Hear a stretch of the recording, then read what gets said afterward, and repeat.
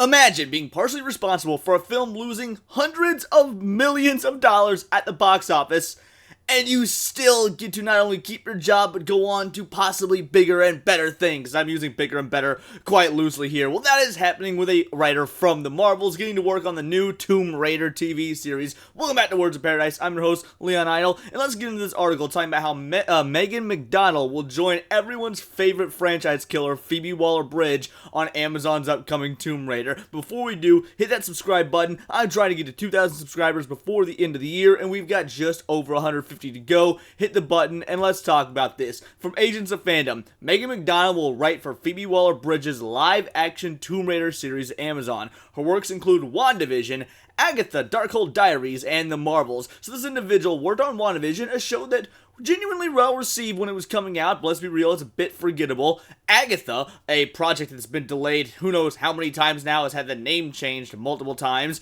and The Marvels, a movie that has lost, so far and counting, over $450 million at the box office, the biggest flop for the MCU. And this is who they're tapping to help take on Tomb Raider, her and Phoebe Waller-Bridge. I mean, can you just imagine being a PlayStation fan in the 90s, like your boy was, Tomb Raider being one of the first games you've ever experienced, and then you get to see the Tomb Raider movie with Angelina Jolie. I went and I saw that in theaters. I enjoyed it. I was a bit young, so I didn't quite understand all the, the working mechanisms of the film, but that's probably not too deep if I were to go back and watch it. Daniel Craig can't hold an accent, by the way. Anyway, you get the Tomb Raider films with Angelina Jolie, and you think, wow, super cool, video games are being turned into movies. It can only go up from here. And imagine being wrong for about 20 more years after that. That has been the existence of me and nerds like myself. But then you get things like Sonic the Hedgehog, you get Super Mario Bros, you get Warcraft, you get Detective Pikachu, you get all these projects that start giving you hope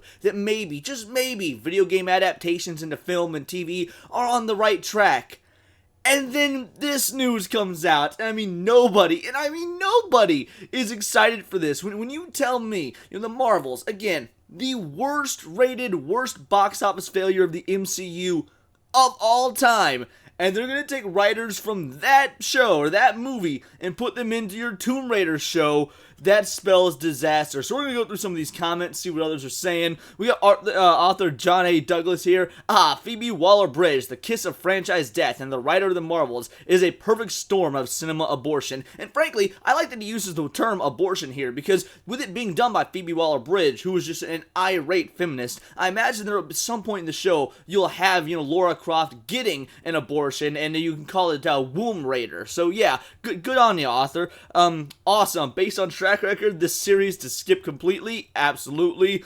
Vex in here with a gift. So far, no positive comments. Wow, it sounds like it'll make a lot of money for YouTubers making fun of it. I mean, honestly, look, I'm gonna be real. I don't want to just, make content for content's sake. Hey, look at all these things that people hate. Let's grift. If you know anything about my channel, I actively try not to do that. I'm very supportive of projects I find good, even when others don't. I mean, I'm out here. I was the first one to talk about how great One Piece looked like it was going to be. I made a video talking about how crap the initial announcements were, and then it started to win me over, and I was making videos before it even came out about being won over. There's a lot of good things out there for people that are willing to look for it. But this isn't it. You would think that when a movie loses hundreds of millions of dollars, that would keep that writer from getting any more work, or at least any work for a while. Hey, you need to prove yourself, so go write some soap opera stuff and see if you can get some credit up a little bit. Imagine that's where you go all the way down to the bottom of the barrel. You write for soap operas to kind of cut your teeth in the writing Hollywood sphere. But yeah, and then they bring them back. Okay, you've done your time. We can have you work back on big projects again. That's not what they're doing here. They are actively endorsing this woman's failure by putting her on. And not just this woman, Phoebe Waller-Bridge. Phoebe Waller-Bridge was also a part of one of the most catastrophic failures of 2023 when it comes to Indiana Jones and the Dial of Destiny. So this show is going absolutely nowhere. If you were to tell me that take two of the biggest box office bombs of 2023, put them together, and give them Tomb Raider, which is already on really shaky earth right now, considering fans are already very split between the original run of Tomb Raider and the Crystal Dynamics remakes, which the first one fans generally tend to like, but the newest ones, they're hated. They're absolutely hated by the vast majority of both modern gamers and legitimate Tomb Raider fans. Things are just not going well for this franchise at all, and this isn't the only adaptation of Tomb Raider that's coming. We've also got an adaptation of Tomb Raider that's going to be animated. Official art of Lara Croft from the Netflix series was found, and fans hate it. Story below. Look at this. This isn't Lara Croft. This has never been Lara Croft. I mean, look.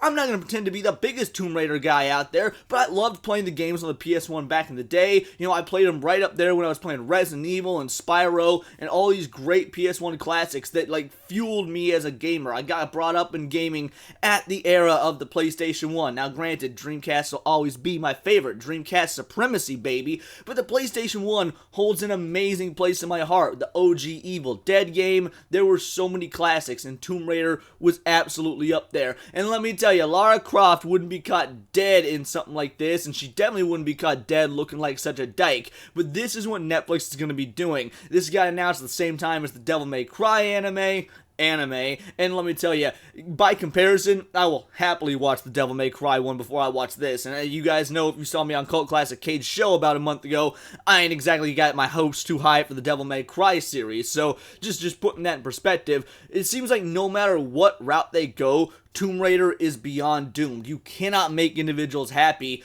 because they're not trying to. Crystal Dynamics didn't try with the reboots to make fans happy. This new Netflix series certainly isn't trying when it bastardized the character of Lara Croft like this. Of course, Amazon is not trying when it comes to having Phoebe Waller-Bridge and this Megan chick working on the show. I understand, like Amazon, you gotta give people something to want for, something to hope for. You've already told us that you're doing God of War. No one's stoked for that. I'm pretty sure there's also a Fallout show coming out. That one I do have a little bit of hope for, because I can't imagine anybody would woke up Fallout in a way that would make it believable. Fallout is dirty, gritty, grimy, and about as anti-PC as something like Grand Theft Auto, because you live in a nuclear wasteland. Like, how in the world are you going to have, like, you know, my pronouns and, oh, my gender non-binary, non-conforming puppy dog? Like, nothing like that's gonna fly in the wasteland. It is eat or be eaten. So I think that any slightly intelligent writer would know we gotta throw modern civility out the window when we do a Fallout show. So yeah, I got hopes for that one. But beyond a Fallout show and you know, the upcoming Legend of Zelda movie, I don't know, man. It's looking real slim pickings for TV being adapted into video games. All in all, making a Tomb Raider show really shouldn't be that hard in theory. You wanna know why? Because we've already gotten several in the past in the form of the Indiana Jones films. Like, let's be real, that's what Tomb Raider was. Tomb Raider was Indiana Jones, but starring a hot chick who's even more morally ambiguous and gray. She was in it for the thrills and the kills. She wasn't some sissy. She didn't have these moral codes and philosophies. She was a rich bitch who just wanted to have an adrenaline rush. And that shouldn't be difficult to write. We already are all up in arms. Everyone wants strong female role models, strong female characters. You don't get much stronger and more feminine than Lara Croft. She comes out the gate, she can hang with the boys, she talks trash, and she is an adrenaline junkie with a low moral code. But you don't want to show women that don't have a low moral code because, well, that just looks bad on women, or it's a reflection of the male patriarchy, and absolutely ridiculous reasonings like that. When in all reality, it should be incredibly easy to make a Tomb Raider TV show, or even a Tomb Raider movie, because again, we saw a relatively decent Tomb Raider movie in the late 90s, early 2000s, whenever the Angelina Jolie one came out. Indiana Jones is a perfect framework. You follow the setup and the structure of the classic indie movies. Again, Phoebe Waller-Bridge, Indiana Jones 5, whatever that film did, do the opposite of if you're making Tomb Raider, and you would have a surefire hit on your way. But you're not going to do that. You're not going to take inspiration from the classics, whether it be classics like Indiana Jones or whether it be classics like the game series that it's based off of, the original PS1 games. You can't do that because those are relics of an ancient past that even Lara herself wouldn't dig up because she would find it shameful. So instead, you're going to get modern hack writers like Phoebe Waller-Bridge or this Megan McDonnell person who probably doesn't have any credits to her name for shows or movies that are actually successful, because again, I don't necessarily know that WandaVision can be considered a success since it's not exactly part